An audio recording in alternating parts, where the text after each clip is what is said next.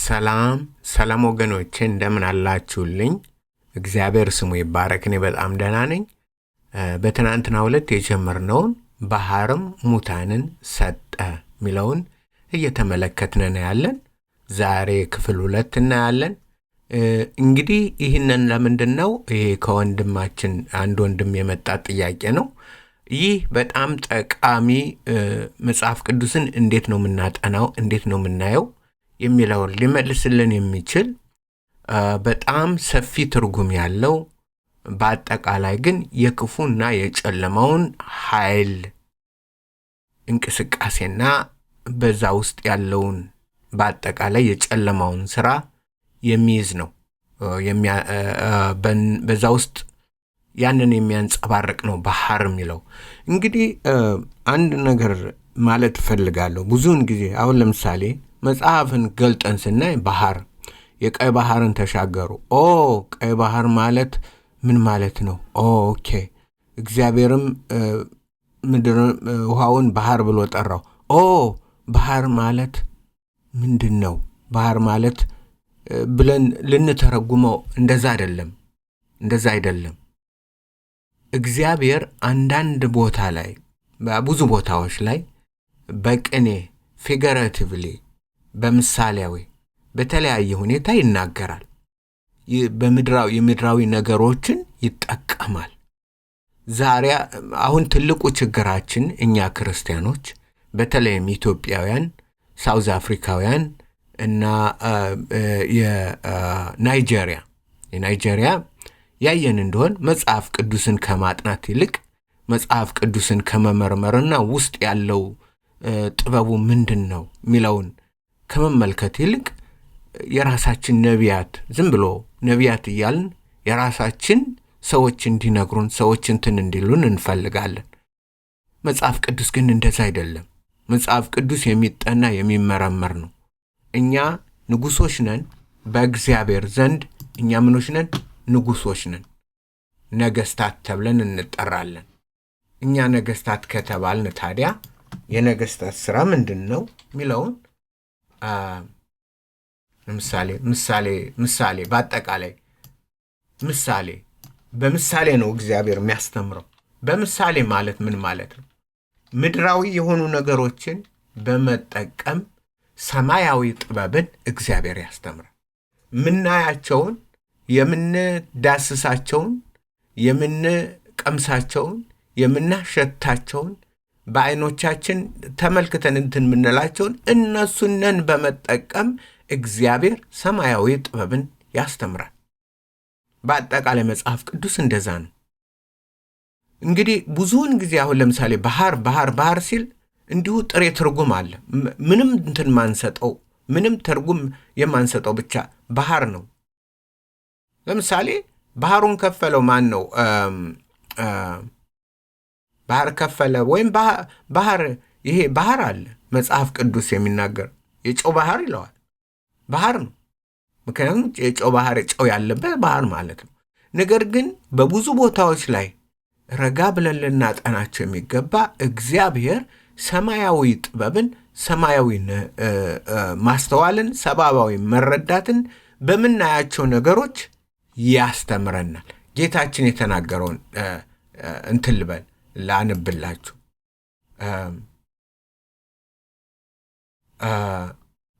ከኒቆዲሞስ ጋር ነው እንግዲህ እግዚአብሔር ጌታ እየተናገረው ዳግም መወለድ አለብህ ሲለው እንዴ ወደ ማህፀን ገብቼ እንዴት ነው የምወለደው ምናምን ሊገባው አልቻለም። ምክንያቱም እንደኛ እንደ ዘመኑ ክርስቲያን ዝም ብሎ ላይ በላይ ነው የሚያየው ያ ሰው። መጽሐፉን ልክ የሚነገረውን ጌታ የሚነግረውን ዳግመኛ መወለድ አለብህ ሲለው ህጀ ነው እንዴ የምገባው ምናምን ህጀ ነው እንዴ እንደገና ተወልጄ በእናቴ ማህፀን ውስጥ ገብቼ እንደገና ተወልጄ እንደዚህ ብዬ ነው ምድነው? ጌታ ግን እንደዛ ነው ያለው አይደለም። እንዲህ አለ ኢየሱስም መልሶ እንዲህ አለው፣ አንተ የእስራኤል መምህር ስትሆን ይህንን አታውቅምን? ይህን በምሳሌ ማስተምር የእስራኤል ላይ ትልቅ ዕውቀትና ጥበብ አለ ተብለት መምህር ሆነ እንዴት ነው አንተማ ይህን ማታውቀው? እውነት እልሃለሁ የምናውቀውን እንናገራለን ያየነውንም እንመሰክራለን፣ ምስክራችን አትቀበሉም። ስለ ምድራዊ ነገር በነገርኳችሁ ጊዜ ካላመናችሁ፣ ምድራዊ ነገርን መወለድ ራሱ በስጋ መወለድ ነው አይደል? በመንፈሳዊ መወለድ ግን ምስጢራዊ ነው አይደል እንዴ? በመንፈስ ሲወለድ አታዩትም። ምናየው ከምኑ ነው? ከውጤቱ ነው ምናየው። ኢየሱስ ሲነግረው ለኒቆዲሞስ መወለድን በስጋ መወለድን አይቶ በጀርባ ያለውን በመንፈሳዊ ልክ በስጋ እንደመወለድ በመንፈስ መወለድም አለ። ማይታይ ማይዳስስ ምንም ማይል በመንፈስም መወለድ አለ ብሎ እንዲያምን ነው። ግን ኒቆዲሞስ ግን ሊገባው አልቻለም። ለዚህ ነው ያ እንትን ያለው። ስለ ምድራዊ ነገር በነገርኳችሁ ጊዜ ካላመናችሁ ስለ ሰማያዊ ነገር ብነግራችሁ እንዴት ታምናለህ? የሰማዩንማ አይን ያላየውን በሰው ልብ ያልታሰበውን ምንድን ያላለውን በሰማይ የሆነውን አምጥቼ ብነግርህ እንዴት ነው የምታምነው? እንዴት አድርገህ ነው የምታምነኝ? እንዴት ታምናለህ? እንዴት ታምናለህ? ስለዚህ በአጠቃላይ መጽሐፍትን ስንመረምር እግዚአብሔር ምድራዊ የሆኑ ነገሮችን አውሬ ሲል አውሬን እናየዋለን። ግን የሰይጣንን እንትን እናየዋለን? አናየውም። ለምሳሌ ተመልከቱ፣ በአካል ልብስ ለብሶ ምን ብሎ ምናምን አይመጣም ወገኖች። መጽሐፍ እንዴት ነው የምታጠኑት? ዝም ብሎ ንፋስ ያለውን ሁሉ ንፋስ ጋሻ ረጋ ስለ ንፋስ እንዴ ግራም ያጋባ ነው፣ አልገባንም። ምንድነው የሚለው ይሄ ጋሻ ረጋ የሚናገረው ምንድነው? አልገባንም። ተመልከቱት። አሁን ለምሳሌ ምንድነው የሚገባቸው? አሁን ዳንኤልን ተመልከቱት። ዳንኤል ምዕራፍ 7 ይህንም እናየዋለን። በተለይ ባህሩ መዚሁ ላይ ስላለ ምንድነው? ከዛም በኋላ ህልሙን እንዲህ አለ። ዳንኤልም ተናገረ እንዲህም አለ፣ በሌሊት በራእይ አየሁ፣ እነሆ አራቱ የሰማይ ነፋሳት፣ ይህን ራሱን እንመለከተዋለን፣ በታላቁ ባህር ላይ ይጋጩ ነበር። ምኑ ነው የሚጋጭ? ምኑ? ነፋሶች ባህሩ ላይ መጥተው እየተደባደቡ ነው። ሁለት በዚህና በዚህ የሚመጣ ነፋስ መጥቶ እየተጋጨ ነው። ዱላ ገጥሞ ነው ባህሩ ላይ። ትልቅ ባህር፣ የትኛው ባህር? ቀይ ባህር፣ ጨው ባህር፣ የህንድ ባህር፣ የትኛው ባህር ላይ? ባህሩ ላይ ይጋጩ ነበር። ስለዚህ ዝም ብለን ስናነብ ይህ ነው ትልቁ ችግር። መጽሐፍ ቅዱስን ልናነብ ከፈለግነ ልናጠና ከፈለግነ ምስጢራዊ ነው። እግዚአብሔር ነገሮችን ተጠቅሞ ነው የሚያስተምር። ተመልከቱት፣ 4 ታላላቅ አራዊት ከባህር ወጡ። እያንዳንዲቱም ልዩ ነበረች። መጀመሪያይቱ አንበሳ ትመስል ነበረ። ኦኬ፣ እግዚአብሔር ሊያስተምረን ነው። አንበሳ ትመስላለች። አንበሳ ናት? አይደለችም። ምክንያቱም አንበሳን እኛን ለማስተማር አንበሳ ምን አይነት እንስሳ ነው ከዛ በኋላ ታጠናለህ። የንስርንም ክንፍ ነበራት። አንበሳ ሆና የንስር ክንፍ ነበራት ነው? እንዴት ብሎ ወገኖች? አንበሳ የንስር ክንፍ አለው እንዴ? ግን እግዚአብሔር ገጣጠመው። ልክ ንስርን አንበሳ የሆነ ቢበር ምንድን ነው የሚመጣው? አንበሳ ሆኖ ደግሞም በማንኛውም ክንፍ ሳይሆን በንስር ክንፍ ወደ ላይ የሚወጣ ወደ ታች የሚወረወር ትንትን ብሎ የሚያይ እንደዛ ቢሆን እንዴት ነው? እንዴት አያችሁ? አንበሳው ያስፈራል። የንስር ክንፍማ በጣም ነው የሚያስፈራው። በጣም ክንፎቿም ከእርሷ እስኪደቁ ድረስ አይ ነበረ። ከምድርም ከፍ ከፍ ተደረገች፣ እንደ ሰውም በሁለት እግር እንድትቆም እቻ አውሬ ምን ሆነች? በሁለት እግር እንድትቆም ተደረገች። የሰው እግር ተሰጣት። ምን አይነት አውሬ ነው? ይህን ነው እኮ እነ ሙስሊሞች እነዚህ እነ አህመድ ዲዳት እነ ዶክተር ሻቢር አሊ እነ ዶክተር ዛኪር ናይክ ይሄ ምንም ሴንስ አይሰጥም። ይሄ ምንም ሴንስ አይሰጥም። ይሄ ሴንስ አይሰጥም ይላሉ። ምንም ትርጉም አይሰጥም። ትርጉምማ በደንብ አድርጎ ነው የሚሰጠው። ለገባው በደንብ አድርጎ ነው የሚሰጠው። እግዚአብሔር ግጥምጥም አድርጎ ነው። ተመልከቱት። አሁን አንበሳ ሆኖ እንደ ሰው ቢያስብ የሰው ዕውቀት ቢሰጠው በሁለት እግር እንዲቆም ተደረገ። ለምንድን ነው? ከሰዎች ጋር አብሮ እንዲቆም ነው። የሰው ልብ ተሰጣት። ይህ አውሬ አሁን ተመልከቱት ምን አይነት አውሬ እንደሆነ። በጣም የሚያስፈራ፣ በጣም የሚያስደነግጥ። ይህንን ወደ ራእይ ወስደን ስናየው እንደዛ ነው። ስለዚህ እግዚአብሔር በምሳሌ ያስተምራል።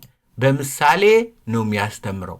በተለያዩ ቦታዎች የተለያዩ ምሳሌዎችን ወስደን ፈትሸን ተምረን ተረድተን ካላየነው በስተቀር ወዮልን። ምክንያቱም የምሳሌ ትርጉሙ ምንድን ነው? ጥበብና ተግሳጽን የእስራኤል ንጉሥ የዳዊት ልጅ የሰሎሞን ምሳሌዎች። ለምንድን ነው ምሳሌ?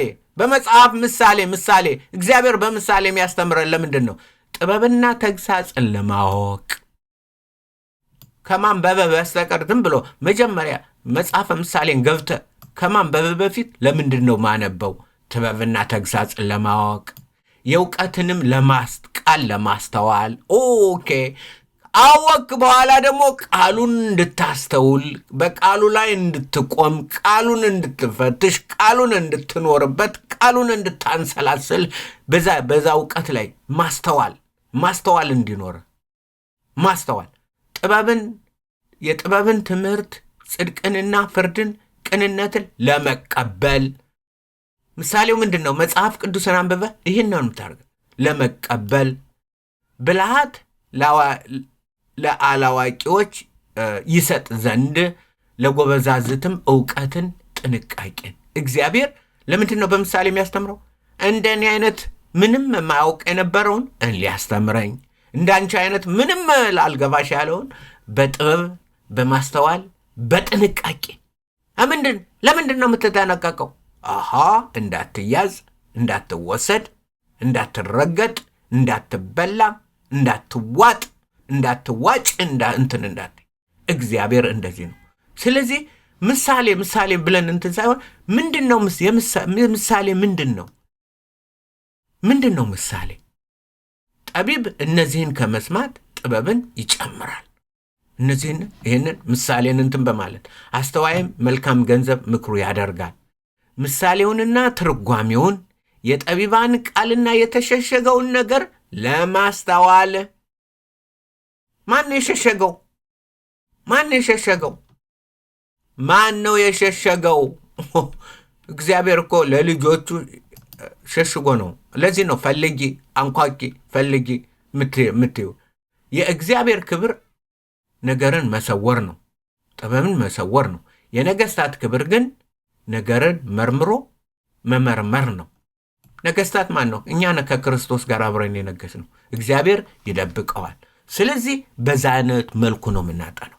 ስናጠና ዝም ብለን ሳይሆን ባህር ማለት እንደዚህ ነው። አሉ ቦታ ላይ አለ።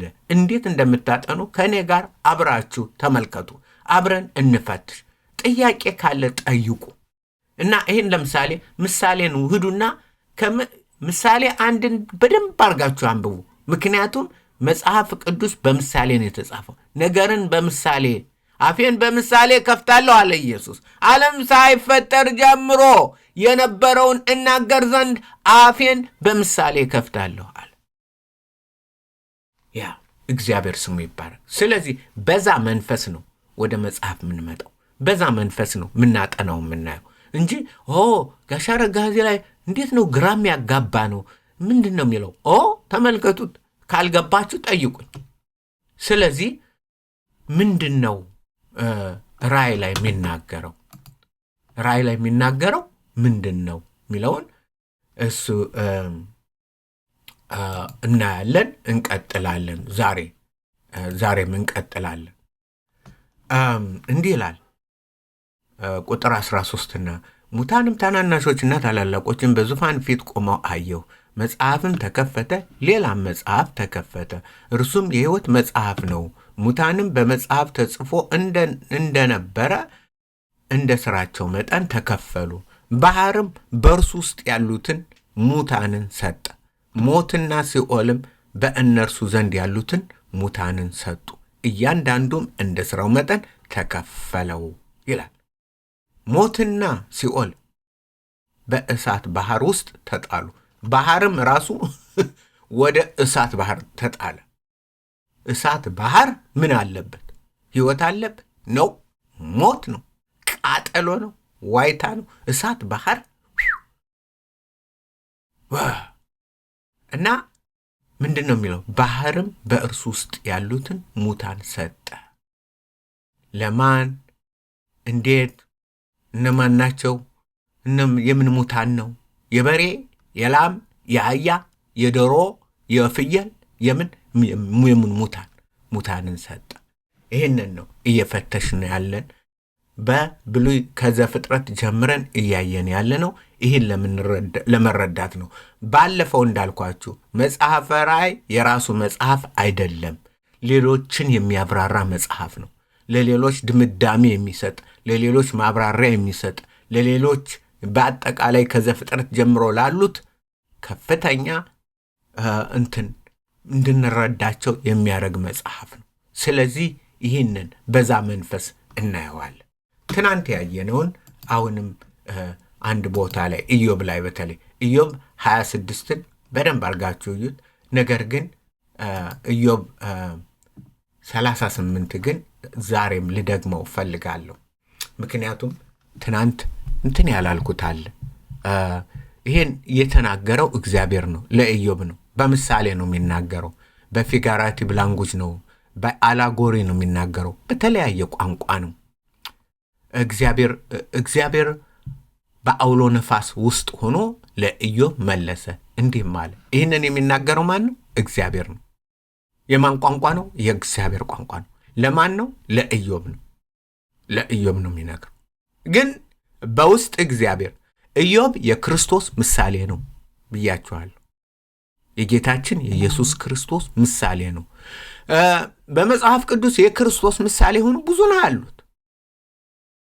ዮሴፍ ምሳሌው ነበር። ዮሴፍ የጌታ የኢየሱስ ክርስቶስ ምሳሌ ነበር። ሳምሶን ምሳሌ ነበር።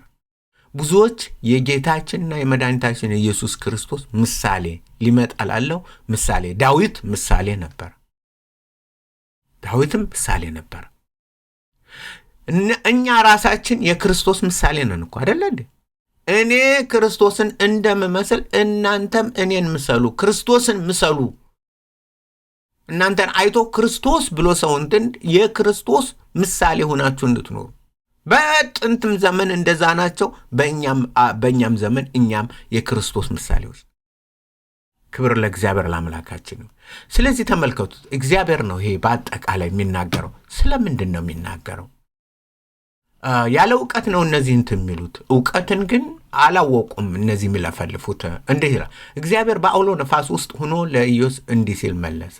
ያለ እውቀት በሚናገር ቃል ምስክርን የሚያጨልም ይህ ማን ነው ይላል።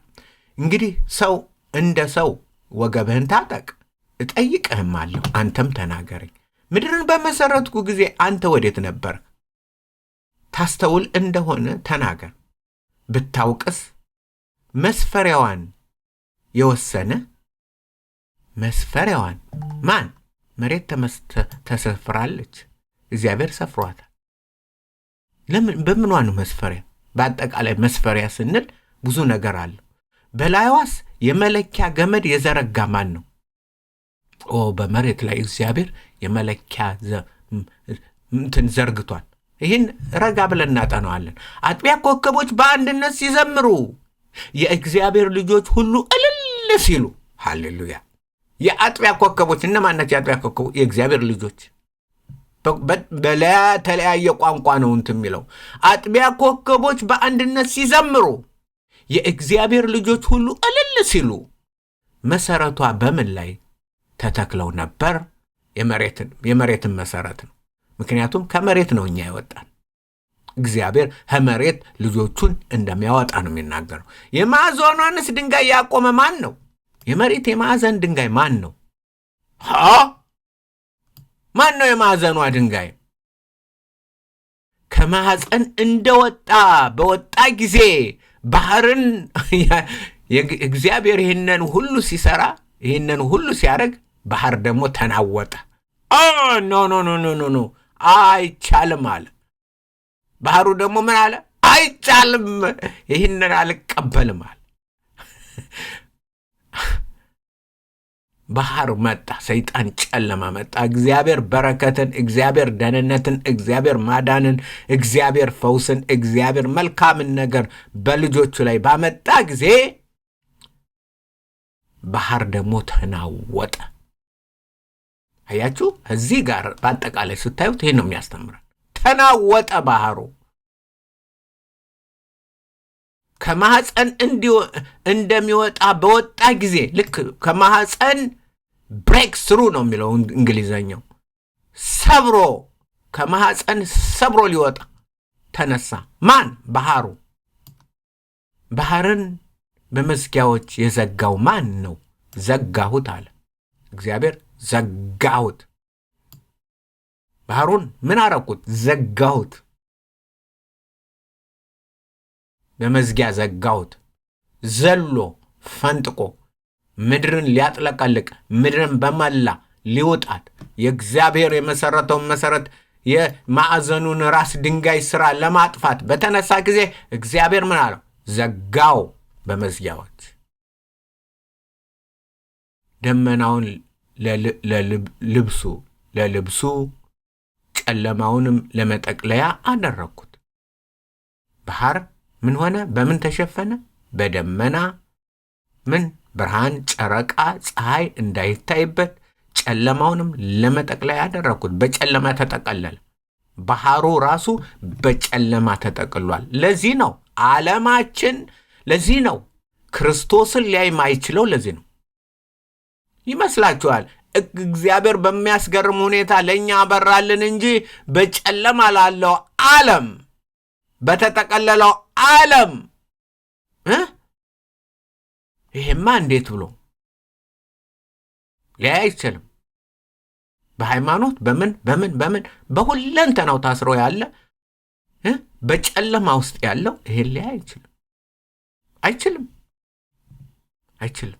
ያ ኢሳይያስ ላይ እኮ ምን ይለናል የእግዚአብሔር ቃል? እንዲያው መጽሐፈ ኢሳይያስ እንዲህ ይለናል። ትዝ አለኝ አንድ ነገር። እግዚአብሔር ምናየው እኛ ምናየው እንዴት ነው? በምን ምክንያት ነው ምናየው? እንዴት ነው ምናየው? ምክንያት አለው። ምን ስለሆነ ነው እኛ ምናየው? በሚያስገርም ሁኔታ ነው እግዚአብሔር የሚያሳየን። ይሄ በባህሩ ውስጥ ያለውን እንትን ያለውን 25 ስንት ላይ ነው? እንዲህ ይላል።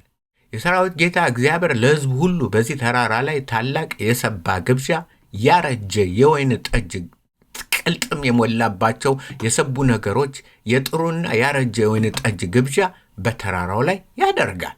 በቀራንዮ ተራራ ላይ እግዚአብሔር ስሙ ይባረክ። በዚህ ተራራ ላይ በወገኖች ሁሉ ላይ የተጣለውን መጋረጃ፣ በአሕዛብ ሁሉ ላይ የተጣለውን መጋረጃ፣ በወገኖች ሁሉ ላይ በአሕዛብ ሁሉ ላይ የተጣለውን መሸፈኛ ያጠፋል። ያ የባህር ሥራ አንቺና እኔን ሊያስቆም አይችልም። ክርስቶስ ያበራላቸውን ምንድን ነው? ይሄንን መሸፈኛውን ምን ያደርገዋል? እዛ ውስጥ እኛ የወጣ ነው ከባህር ነው። ከሞት ባህር ውስጥ ነው የወጣን። ከጥፋት ባህር ውስጥ ነው የወጣን። ከዘላለም ጨለማ ነው የወጣን። በማን? በእግዚአብሔር ልጅ በታረደው በግ በታረደው ኢሳይያስ 25 ላይ በታረደው በግ በእግዚአብሔር ልጅ ሞትን ለዘላለም ይውጣል። ጌታ እግዚአብሔር ከፊት ሁሉ እንባን ያብሳል፣ የሕዝቡንም ስድብ ከምድር ሁሉ ላይ ያስወግዳል። እግዚአብሔር ተናግሯልና። ሃሌሉያ ሃሌሉያ። ስለዚህ ወገኖቼ ባህሩ እኛ ሊውጠን ተነስቷል። አሁን ተነስቷል። የማዕዘኑን ድንጋይ በማዕዘን ድንጋይ ላይ ተነስቷል። እልል ባሉት በእግዚአብሔር ልጆች ላይ ተነስቷል። ማን? ባህሩ። በጨለማ እንትን በሃይማኖት በወግና በስርዓት እንትን ብሎ እግዚአብሔር ግን ምን አለ እግዚአብሔር? ኦኬ እንቀጥል። ጨለማውን ለመጠለቅለያ አደረኩ፣ ደንበሩን በዙሪያው አድርጌ መወርወሪያዎቹንና መዝጊያዎቹን አኑሬ ተዘግቷል። መወርወሪያ ያለው እስከዚህ ድረሽ አትለፊ።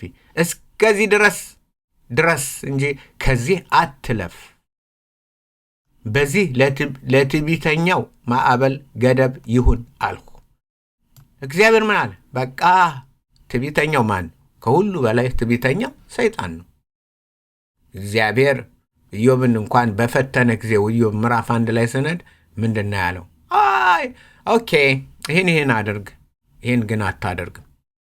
ይሄን እንዳታረግ በልጄ ላይ የተወሰነ እንትን ሰጥቻለሁ ብሏል። ይሄን ነው የሚነግረን እግዚአብሔር። አትለፍ። አማርኛው ማዲያ እንግሊዘኛውን ላምጣውና እንትን ልበለው 13 እና 14 ምንድነው? ይሄን እናየዋለን። መዝሙረ ዳዊት ዛሬ ይሄን ነው ልናይ የነበረው። ሳናየው እንትናለን ሌላ ቦታ ብዙ ማብራሪያ። ምክንያቱም ለምንድነው ማብራሪያ የምሰጣችሁ? ብዙ እንትን ስለምትሉ ነው።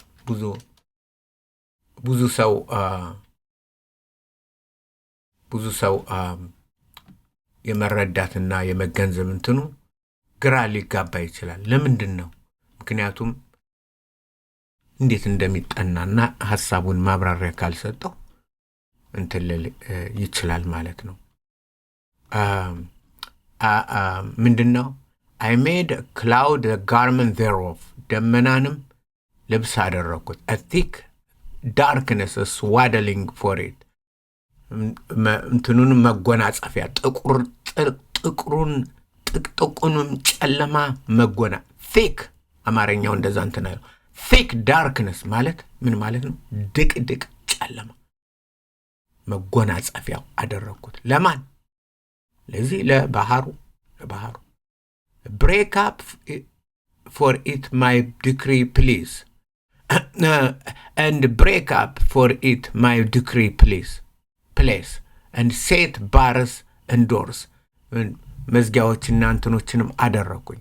and said here shalt thou come, እስከዚህ ትመጣለህ። ምን አልኩት? እስከዚህም ትመጣለህ but not farther፣ ከዛ ግን አታልፍም።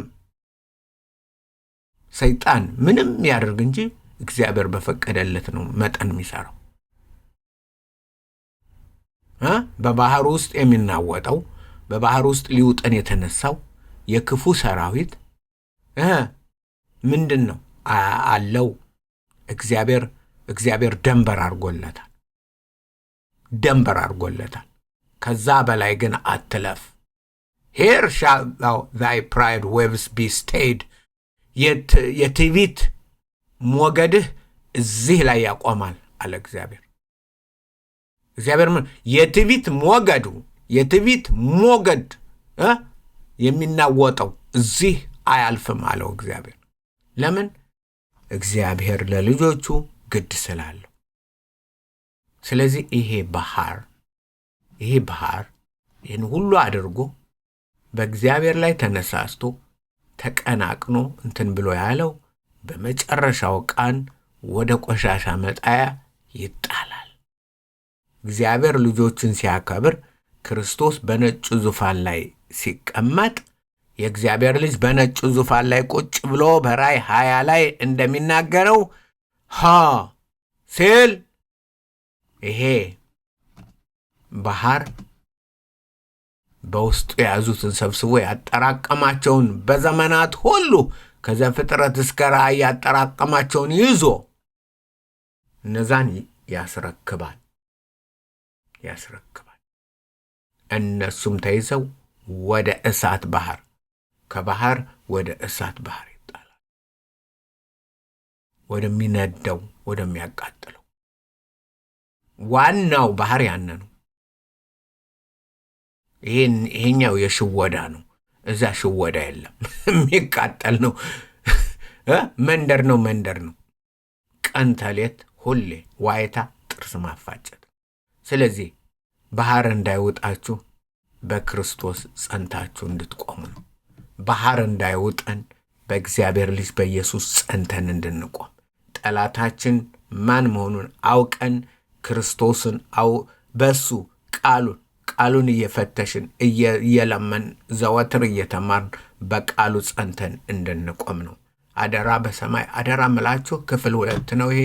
በሚቀጥለው መዝሙረ ዳዊት ላይ 89 ላይ አንብባችሁ ቆዩ። በዛ እንቀጥላለን ማለት ጥናታችን። ደህና ሁኑልኝ ጌታ። ምክንያቱም ወደፊት ሰፋ ያለ ብዙ ትርጉም ያለውን ስለምናይ ነው። ኢሳይያስ ላይ አለ፣ በተለያየ ቦታ ላይ አለ፣ ዳንኤልም ላይ አለ። ሰፋ አድርገን እናየዋለን። እንዴት ነው መጽሐፍን ምናጠናው? እንዴት ነው የምናየው የሚለው እንደዚህ ነው። ምሳሌን አንብቡልኝ። አደራ በሰማይ አደራ በምድር። በሌላ ፕሮግራም እስክንገናኝ የእግዚአብሔር ፍቅር፣ የጌታ ኢየሱስ ክርስቶስ ጸጋ፣ መንፈስ ቅዱስ ኅብረትና አንድነት ከእናንተ ጋር ይሁን።